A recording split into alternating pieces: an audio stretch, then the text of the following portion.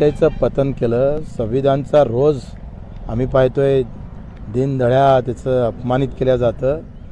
संविधान या देशामध्ये जिवंत ठेवायचं आहे. छत्रपतीचा अभिमान स्वाभिमान जिवंत ठेवायचा आहे.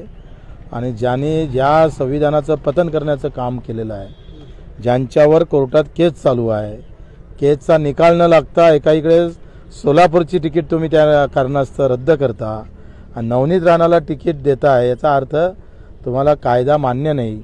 न्यायालयाचे निकाल तुमच्या हातात असल्यासारखे वागत असाल तर आमचा विरोध असेल. राणा ज्या पद्धतीनं आतापर्यंत आमच्यासोबत वागला त्याचं निषेधच आम्ही त्याच्यासोबत कम्प्रोमाइज होऊ शकत नाही. त्याच्या पंक्तीत आम्ही बसू शकत नाही. आमची पार्टी लहान असली तरी गुणवत्तेवर आधारित आहे, विचारावर आधारित चालतं आहे. पार्टीची संख्या महत्त्वाची नाही, गुणवत्ता महत्त्वाची आहे. ते गुणवत्ता जपण्याचं काम आम्ही करणार. एक तर राणा पळण कसा एवढं आम्ही पाहणार आहोत. एकाला पाठिंबा देऊन पाळायचं का आपली सीट उभी करून पाळायचं ते आम्ही ठरवू. वेळ पडले तर बाहेर पण जाणार माहिती प्रश्नच नाही. आमची पानटपरी आहे, जिंदाबाद है, जहाँ गए वहाँ खुला दिया उसको.